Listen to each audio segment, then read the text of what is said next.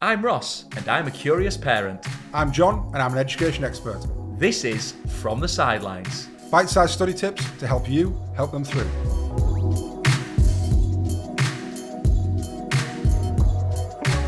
Welcome back to our From the Sidelines podcast with myself, the host Ross Bennett, and our education expert John Tate. We're helping you to help them through. So the topic of today's podcast, John, is something that I don't get a lot of in a house with two children under 3. Silence is not something that I'm too used to right now. Yeah, well, it's interesting if we bring it back to kind of, the learning. Silence is really important, and it's a really integral part of thinking deeply.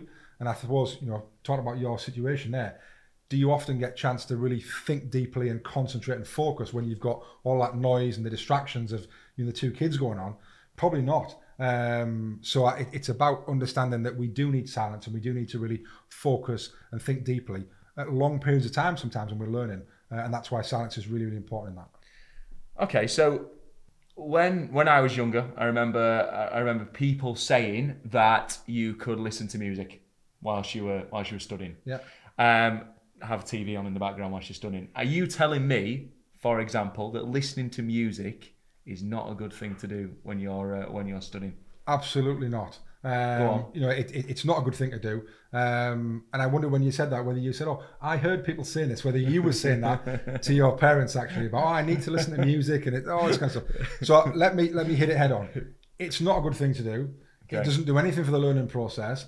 All it does, and all people like it for, is because people, again, they like it. They feel comfortable. It makes them feel at ease. And actually, it's not very good at all, because what happens is that if it's something that, generally, children will, if they want to listen to music, will put something on that's their favourite music. Okay. Yeah. Now, we've talked before about retrieval practice and song lyrics and all that kind of stuff. Now, if it's your favourite music, you probably know the lyrics. Yeah. Mm-hmm. Therefore, if you're working and you're listening to music you know the lyrics to, what do you start doing? Singing, humming. Exactly. Even if you're not singing out loud. No. You're mouthing the lyrics. Yeah. You're humming. You're nodding along to the beat, yeah. Which means your brain is using some type of, or some kind of element, or some percentage of its brain power to know what's coming next, yeah. To understand it, to decode it, and then to put that into the actions of your body doing what it's doing.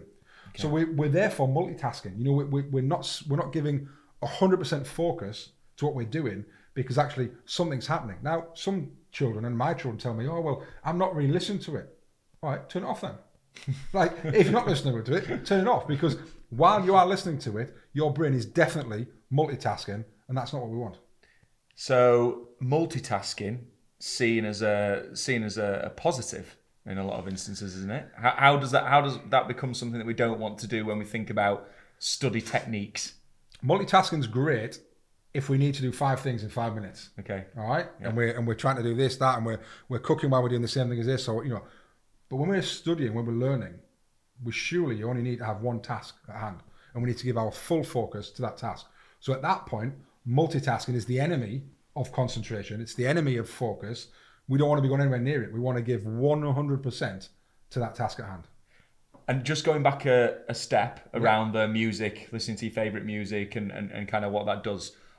One other thing that I always remember was people saying about listening to classical music, and that being something that would not necessarily help, but wouldn't be as bad as listening to music that has lyrics in it. Is that true, or is that false? Yes, kind of true. And it's a great question, because this comes up from the kind of research that actually listening to music that is the worst type of music listening because of that. Sometimes though, like you said, listening to classical music can kind of help. So why would that be? Well, if you're studying or trying to work or trying to study and concentrate in an area that may be quite noisy or dynamic. So let's say it's in a cafe bar, or you're outside, or you're in a playground, or there's lots of different noises, or you're in a house where someone has got the telly on in the next room, or someone is on the phone, or the door keeps banging, or there's someone cutting the lawn outside, and you've constantly got these different noises interrupting your focus. And we all know what it's like when you're just sitting down and do something, and you hear something, and it just cuts into your mind, and it completely breaks your rhythm and your flow. So at that point, and only at that point really, listening to some music without any lyrics, something like classical music, what that enables you to do is shut out all of that exterior distraction noise and let you have some form of a constant, which you can almost kind of block out a little bit psychologically as the kind of just as the constant kind of background noise, and have that running so that you don't then get the door shutting, the TV turning on, the telephone ringing, somebody talking. So that is actually the one way that I would profess that would be a good idea, but only if you can't get that environment where it's quiet. It's not a substitute, in my opinion, for quiet, but it's a great substitute for a noisy environment where you can block all that out. Yeah, okay. And when we think about kind of performance, you hear the phrase, don't you? Create the same conditions in which you perform. Yeah. So how does this work when it comes to silence with regards to... Right. Well, let's face it. That phrase you talked about, we often hear it in sports. Yeah. That actually, make sure you are training and practice on the same surface. So if it's a AstroTurf and you're going to play an AstroTurf or grass or a hard court, or train at the game speed that you would, otherwise you can't replicate what you're doing in that performance environment. So if we then take this back to, well, how do students perform? Where and when do they perform? It's an exam hall, invariably. Yeah. An exam hall at the end of a course. Can students take their music in when they're doing it? Of course they can't. So if we have continually practiced almost and studied with music on, and that's what we only tell our parents, that like, well, I can only work in music, I can only work with music on, I can only work with, well, hang on a second, at some point you're going to be thrown then into an environment that you are like a fish out of water. You're not going to be able to cope with this. So we need to get our children comfortable in regular periods of silence, because that's what they have to perform in. Like that's how it works.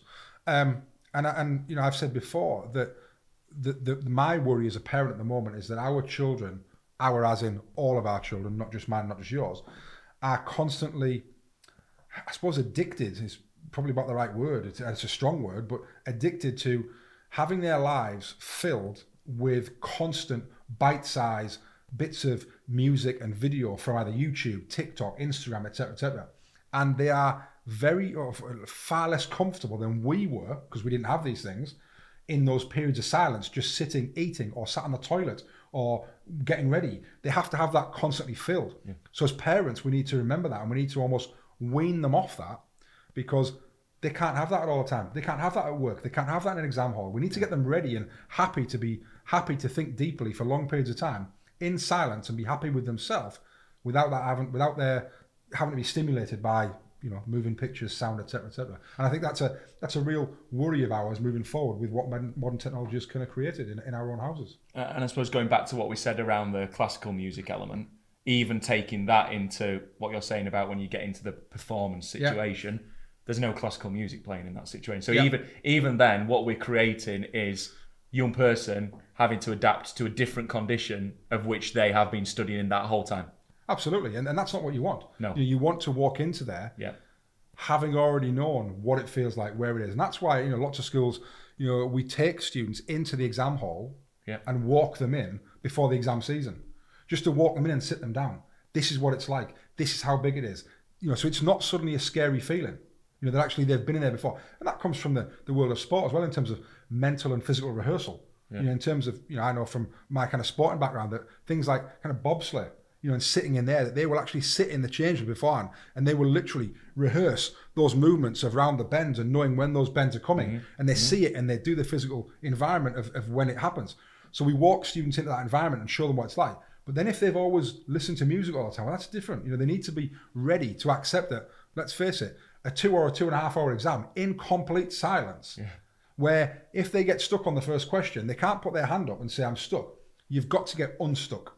And this is what it's about. How can you, be comfortable in those regular and long periods of silence where you have to get stuck and unstuck pretty quickly, rather than just, well, I'm stuck, I can't do anything. So it's really important that we develop the resilience in our young people as parents, and we see that, and we help them through those kind of potentially tough times where they feel that they need some stimulation. So a lot of parents, carers listening to this, and for all of us, to be fair, will think it's easier said than done, isn't it? Creating that silent environment. You've got 2 teenage children. Correct. You've been through it and going through it. Yeah. What's the top tips then to parent care at home, thinking, how do I create a silent environment? How do I ensure my son or daughter actually does this practice in silence? Okay, so my big tip, and this isn't a gimmick, and it's not a kind of a quick and easy kind of do this and it'll work, Okay. but ultimately it's sit down and explain the why, explain the science, Sure, explain what we've just talked about now. Explain the fact that you need to think deeply. You need silence. That we need to really concentrate. Talk about multitasking. Talk about if your brain is humming the lyrics, then you must be doing something in your brain that's not then focused on there. And explain that to them and make it about learning. And also, and this is my biggest point of hopefully this podcast now, don't make it a punishment.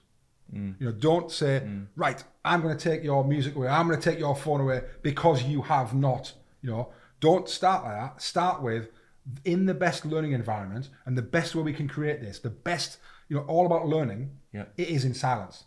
Don't wait for them to do something wrong or not and then take it off them because they haven't done it very well, because they'll just say, well, it's okay, then I'll do it better next time with the music on. Don't make it a punishment, make it about the learning, explain the science, and let's face it, have a grown-up conversation about how we learn best. And that's the best way, and that's a lovely way to do that as a family, as a parent, as a grandparent, whatever it is. Listen, this is how the brain works. This is how it is, and this is what we're going to do in this house. So when I get back tonight, I'm going to sit my 2 and 3-year-old down and explain to them the importance of silence, and hope that has an impact. Good luck with that.